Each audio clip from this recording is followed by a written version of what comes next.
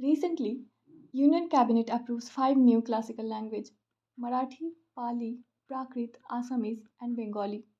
So, why this news is important? First, tell me what is classical language? Who gives the tag of classical language? How and when did the concept of classical language emerge? Is it mentioned in constitution? Does amendment require to add a new classical language?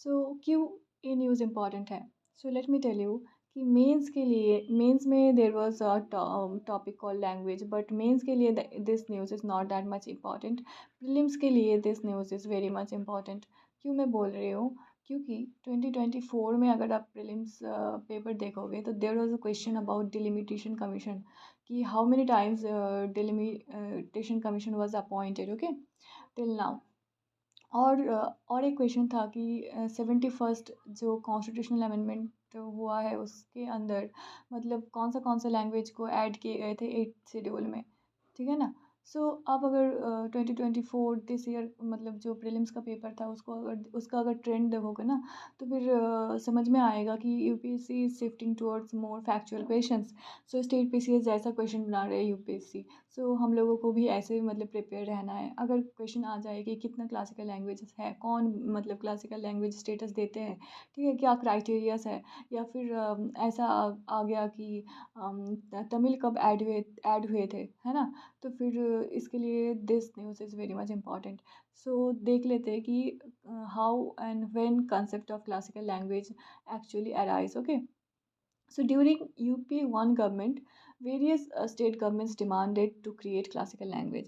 Actually, UP1 government के time जो बहुत सारे states government थे, they were demanding कि कुछ ऐसा set of मतलब language होना चाहिए या फिर group of language होना चाहिए जिसमें actually जो बहुत ज़्यादा important है, ancient है, ठीक है ना? तो उसके लिए सो स्टेट गवर्नमेंट्स के डिमांड के अनुसार 2004 में जो 12 अक्टूबर 2004 था उसमें तमिल जो था तमिल को फर्स्ट क्लासिकल लैंग्वेज मतलब डिक्लेयर किए गए ठीक है ना according to like our union government does this so first let me clear this one thing that ये जो क्लासिकल लैंग्वेज मतलब न्यू ऐड किए जाते हैं ना so this thing is does not require मतलब constitutional amendment actually classical language is not mentioned in constitution so इसके लिए हम लोगों को कॉन्स्टिट्यूशन अमेंडमेंट करने की ज़रूरत नहीं है ठीक है ना सिंपली अगर यूनियन गवर्नमेंट अप्रूव कर दे कि we can add this classical language तो फिर वो ऐड हो जाएगा ठीक है ना और भी रिकमेंडेशन लेना पड़ता है एक कमिटी है एलईसी ठीक है ना एलईसी क्या है पढ़ेंगे तो फिर 2004 में तमिल को फर्स्ट क्लासिकल लैंग्वेज मतलब डिक्लेयर किया जाता है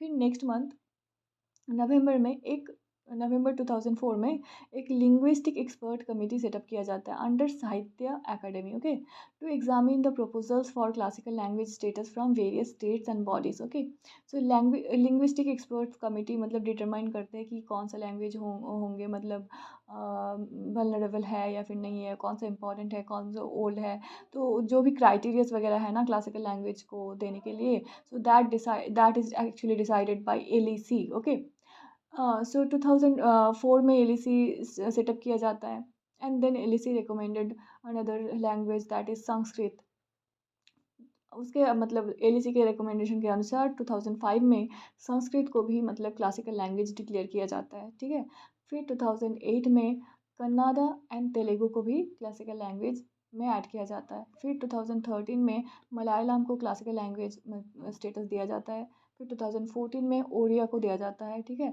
और फिर 2000 मतलब जो 2024 में 5 न्यू क्लासिकल लैंग्वेज ऐड किए जाते हैं Marathi Assamese Bengali Prakrit and Pali. Okay, so now let's see कि criteria what are the criteria for or like determining a classical language status.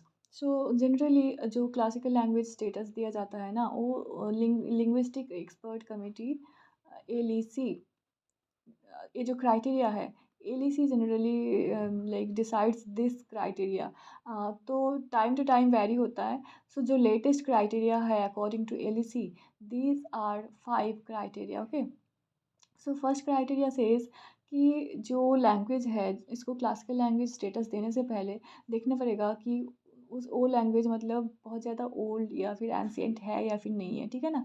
बहुत ज़्यादा high antiquity of early text and recorded history of over a period of 1500 to 2000 years होना चाहिए, ठीक है ना। History 1500 से 2000 years तक मतलब होना चाहिए, बहुत ज़्यादा ओल्ड होना चाहिए, हाई एंटिक्विटी रहना चाहिए उस लैंग्वेज का, ठीक है ना। और फिर second criteria is a body of ancient literature text which is considered a heritage by generation of speakers, okay. So जो जिसको मतलब एक हेरिटेज मानते हैं जनरेशन ऑफ स्पीकर्स, उन उस लैंग्वेज को हम लोग कंसिडर कर सकते हैं। And the third criteria is the epigraphic and inscriptional evidence. If you know that epigraphy is generally the study of inscription, okay. So epigraphy is study of inscription. So epigraphic and inscriptional evidence, अगर कोई inscriptional evidence होगा stone वगैरह या फिर rock वगैरह इसमें, तो फिर हम लोग कंसिडर कर सकते हैं। And the fourth criteria is the knowledge text, specially prose text, okay. Poetry तो होना चाहिए, ठीक है, उसके साथ जो इम्पोर्टेंट है प्रोज टेक्स्ट होना चाहिए उस लैंग्वेज में, मतलब पहले से, ठीक है ना। And the fifth criteria is the classical language and the literature could be distinct from its current form or could be discontinuous with later forms of its offshoots. So okay, so this language should be vulnerable क्योंकि ये disappear हो सकता है future में। आप अगर संस्कृत को ही देखोगे तो अभी संस्कृत उतना ज़्यादा नहीं बोला जाता है, या फिर आप बंगाली को ही देखोगे तो मतलब जो ओरिजिनल बंगाली है ना, जो लिटरेचर में यूज़ किया जाता है, so it is actually completely different. और हम लोग जो बोलते हैं तो वो अभी भी मतलब बहुत ज़्यादा अभी इंग्लिश वगैरह मिक्स करके, हिंदी वगैरह मिक्स करके, तो बंगाली जो ओरिजिनल वर्ड्स है वो लिटरली डिसअपियर हो रहा है, ठीक है ना। तो अगर हम लोग ज़्यादा फोकस नहीं करेंगे या फिर प्रमोट करने की, प्रिजर्व करने की अगर कोशिश नहीं करेंगे, तो फिर this may get like disappeared in future. So that is Y it is important, and these are the five criterias according to LEC. These are the latest criteria, okay. Now let's see कि why Marathi, Bengali and Assamese and Prakrit and Pali, why these languages are given the status of classical language, and how these languages actually origin. Okay, so Marathi language जो है ना, Marathi language descends from Maharashtrian Prakrit, okay. जो महाराष्ट्री प्राकृत है ना, ये मतलब western India में बोले जाते थे ज़्यादातर। तो ये जो महाराष्ट्री प्राकृत है, ये ऑफिशियल लैंग्वेज था सतवाहनास का, ठीक है ना। Bengali and Assamese. Bengali and Assamese actually origin from Magadhi Prakrit. Okay, Magad, we know कि it is located in eastern part of India. Okay, so Magadhi Prakrit जो है ना वो बोला जाता था ईस्टर्न पार्ट ऑफ इंडिया में, and it was official language of Magadh court also, ठीक है ना। जो मगध था, मगध में मगधी प्राकृत यूज़ किया जाता था, and that is Y Bengali and Assamese, that is like from this Magadhi Prakrit, Bengali and Assamese language actually originate. And the third thing is the Prakrit and Pali. So Prakrit was the language of the masses. हम लोगों को पता है कि जो संस्कृत था वो language of elites जो लोग थे, they use to speak in Sanskrit, और जो कॉमन मास थे they use to speak in Prakrit, okay. And the Pali language is the actually Sanskritized Magadhi Prakrit. जो मगधी प्राकृत था उसका ही थोड़ा संस्कृताइज्ड वर्जन मतलब पाली लैंग्वेज है। सो हमने देख लिया कि मतलब कैसे मराठी, बंगाली, आसामीज़, प्राकृत एंड पाली कैसे मतलब ओरिजिन हुआ है। सो आप देख सकते हो कि महाराष्ट्र प्राकृत वगैरह, Magadhi Prakrit, they are very ancient language. So अगर इस लैंग्वेज से मतलब मराठी, बंगाली, आसामीज़, प्राकृत, पाली ओरिजिनेट हुआ है, तो this languages are very old and ancient. So that is why this classical tag is given to them. Now why classical tag is like important, why it is beneficial, is it beneficial? So क्या benefit है, हम लोगों को क्यों classical tag देना चाहिए?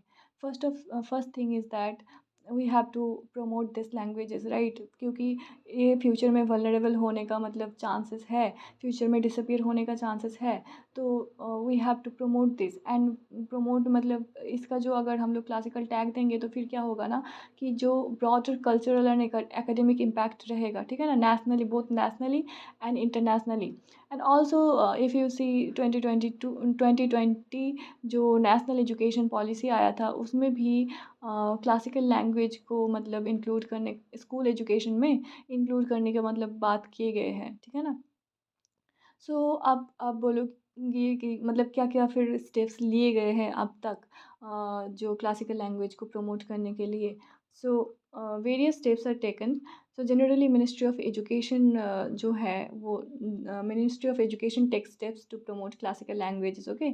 सो till now there are 3 central universities are set up to promote Sanskrit, और फिर central institute of classical Tamil भी 2008 में सेटअप किए गए हैं।